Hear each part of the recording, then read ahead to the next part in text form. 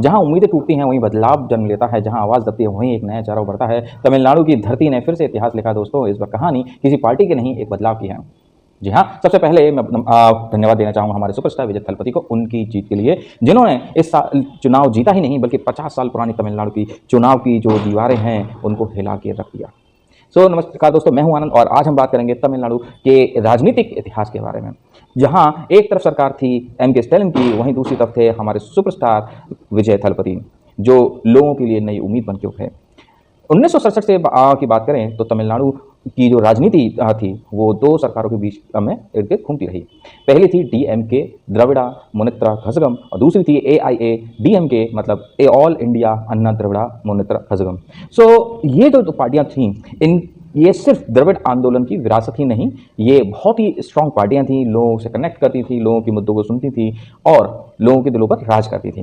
तो अब कहीं ना कहीं ये जो पार्टियां जो थीं इनके जो विचार थे बाबा साहब भीमराव अंबेडकर की सोच से बिल्कुल मिलते थे। पहला था समानता का अधिकार, दूसरा था सामाजिक न्याय, तीसरा दलितों का अधिकार। बदलाव क्यों हुआ? बदलाव इसलिए हुआ क्योंकि जो बड़े जो नेता थे वो अब नहीं रहे। पहले थे एम करुणानिधि, दूसरे थे जे जयललिता। नई लीडरशिप उतनी इम्पैक्टफुल नहीं दिखी जितनी लोगों को चाहिए थी। जनता चाहती थी एक नया चेहरा नई एनर्जी के साथ सामने उभर के आए। यहाँ पर डीएमके हारी क्यों था? उसका कारण सबसे बड़ा रहा है एम.के. Stalin factor. स्टैलिन जो थे बहुत ही एक्सपीरियंस नेता थे, लेकिन लोगों से इमोशनल कनेक्ट नहीं बना पाए जैसे करुणानिधि का करिश्मा था। इसकी बात करें तो इस डीएमके की सरकार के बहुत ही ज़्यादा चर्चित मुद्दे रहे हैं। पहला था नीट का इशू। नीट इशू जो है ये सरकार हैंडल करने में असमर्थ रही। नीट का एग्जाम कंट्रोवर्सी तमिलनाडु के जो एग्जाम है वो इमोशन नहीं, पब्लिक का बहुत बड़ा मुद्दा रहा। प्रॉब्लम क्या हुई? प्रॉब्लम यह हुई कि रूरल और तमिल स्टूडेंट को लगा कि नीट उन्हें डिसएडवांटेज में डाला है। कारण ये थे कि कोचिंग जो कल्चर था, दूसरा इंग्लिश डोमिनेंस जो इनइक्वालिटी को बढ़ावा दे रहे हैं। डीएमके का स्टैंड क्या रहा? डीएमके ने कोई स्टैंड नहीं लिया। शुरुआत में तो डीएमके ने नीट का विरोध किया, स्टेट एग्जाम्शन की मांग की, लेकिन मुद्दा यहीं पर फंस गया।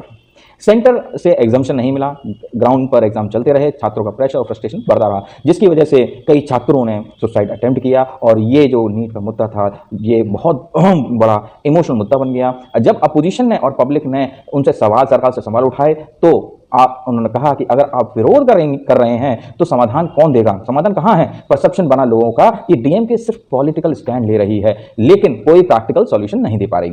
यही गैप लोगों को खटकने लगा।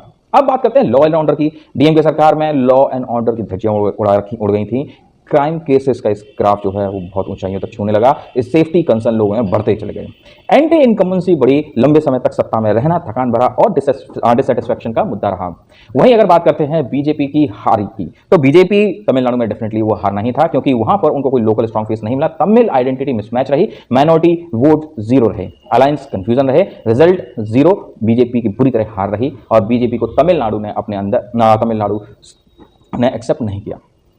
तो अब बात करते हैं विजय की। विजय थलपति जो है वो जीते कैसे? विजय की जो टीम जो पार्टी थी वो थी TVK Tamil Nadu वेटरी Kazhagam. Superstar power विजय का मतलब इमोशन।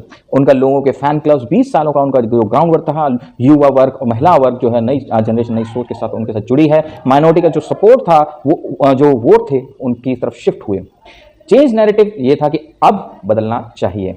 इस चुनाव में विजय की लोकप्रियता सिर्फ स्टारडम से ही हम नहीं समझा जा सकता। इसके पीछे एक गहरा वैचारिक कनेक्शन भी नजर आता है। विजय ने कई बार यह दिखाया है कि डॉक्टर बाबा साहब भीमराव अंबेडकर की जो संविधान है, उनका मिशन है समानता, न्याय और अधिकार का, उसको मानते हैं और उसी दिशा में बात करते हैं। उनकी राजनीति में स्पष्ट दिखता है कि वे हर वर्ग, खासकर दलित, पिछड़े, गरीब और वंचित समाज के लोगों को बराबरी का सम्मान और उनको अवसर मिलना चाहिए। इसी मुद्दों पर उनको हमेशा आगे बढ़ते रहे हैं। यही बाबा साहब की सोच का मूल था कि सिर्फ नारे नहीं बल्कि सशक्तिकरण होना चाहिए।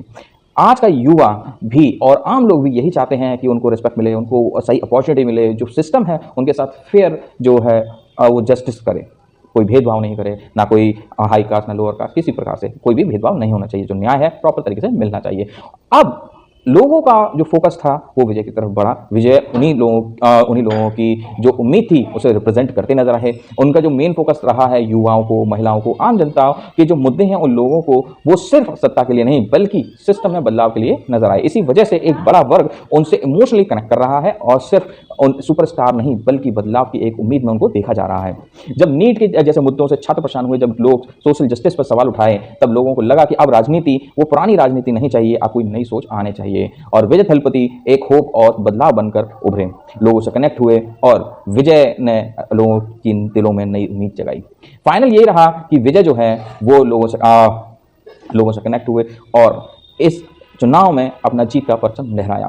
देखा जाए तो ये इलेक्शन जो था वो एक इलेक्शन नहीं था, ये सिस्टम वर्सेस एक्सपेक्टेशन था, एक नई वर्सेस पुरानी राजनीति का था और एक पावर वर्सेस पीपल के बीच में ये चुनाव रहा। डीएमके सच में ट्रस्ट मेंटेन नहीं कर पाई, बीजेपी तो सच में कहीं जगह बना ही नहीं पाई और विजय ने लोगों से इमोशनल कनेक्ट किया, लोगों के अंदर जो है नई उम्मीद जगाई और बदलाव को जो आना चाहिए था उसको पकड़ा और जीत हासिल की।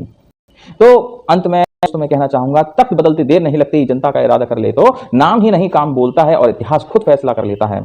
आपकी क्या राय है? आपको लगता है क्या ये बदलाव सही है? कमेंट में जरूर बताएं। तब तक फिर मिलते हैं कुछ नई जानकारी, कुछ नए सवाल, कुछ नए मुद्दों के साथ। तब तक जय हिंद, जय भारत, जय संविधान। A lion is always a lion. There are so many jackals and other animals in the forest, but there will be only one lion. And even if it is single, it will be the king of jungle. It is not only a description but also a clear declaration.